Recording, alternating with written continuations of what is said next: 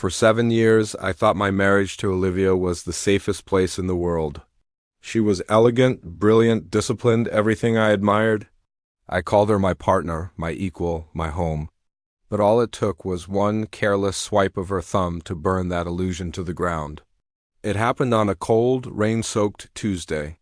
We were sitting in our Audi, the heater humming. Olivia was scrolling through her phone, her rose gold wedding band glinting in the dashboard light.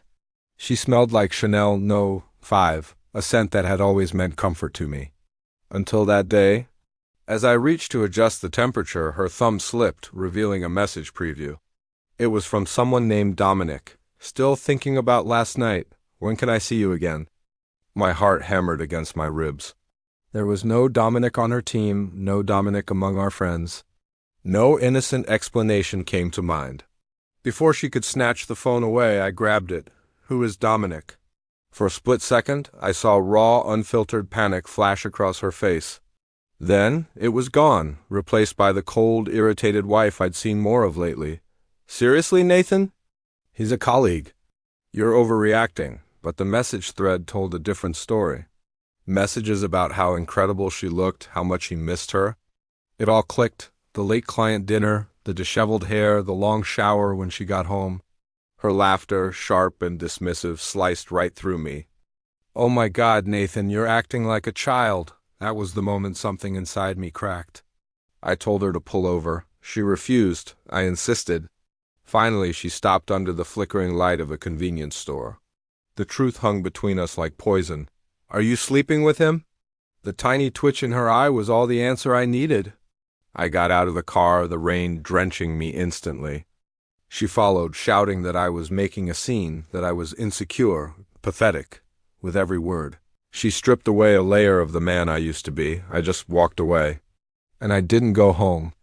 I ended up at a dim bar called The Last Call, the whiskey burning my throat. A stranger sat beside me. Her name was Elena. She had sharp eyes and a calm voice, and she happened to be a therapist. Infidelity trauma, she said softly.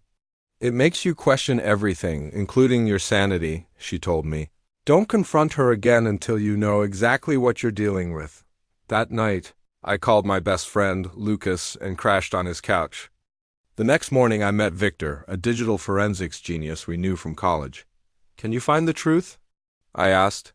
If it exists digitally, he said, I'll find it. I still knew Olivia's passwords. She'd grown too comfortable, too certain I would never look. Victor gave me a small device to clone her laptop's entire drive. That night, while she was at another client dinner, I went back to our house. It felt like a museum of lies. Her laptop was on her desk. I plugged in the device and waited. And while it copied, I couldn't resist looking. Deleted browser history, hidden email folders, secret storage accounts. The first knife was a hotel reservation. The second was the photos. It wasn't one affair. It wasn't two. It was 3 different men, over 18 months. Her phone told the whole brutal story, dates, locations, messages full of a longing she'd never once shown me. The next day, Victor's full report landed. It was worse. She'd been siphoning money into a private account and had already met with a divorce attorney 3 months ago.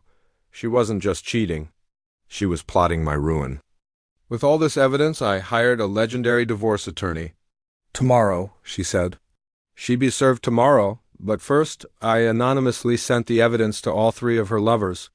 Their fury was immediate, and her carefully built web collapsed in hours. That evening, I went home to face her. She was on the couch, wine glass in hand, ready with her script. You're finally being reasonable, she began. I sat across from her. Tell me about your work conference next weekend, she stiffened. I showed her her own message. I'll tell him it's a work conference. We'll have the whole place to ourselves. Her hands started to tremble. Then I scrolled through the names. Dominic, Liam, Jason. Her face went white. You went through my private.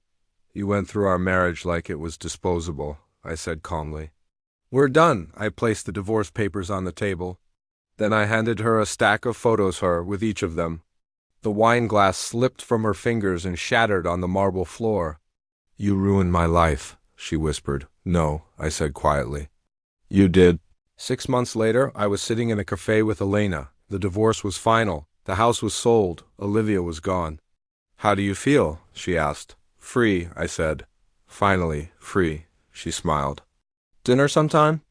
As I stepped out into the spring air, I realized the cage Olivia had built around me had finally broken. For the first time in years, the future felt like it was mine again. Thanks for listening to my story. If you've ever felt trapped in a situation that seemed hopeless, know that there is always a way forward. Don't forget to like and subscribe for more stories about finding strength and starting over.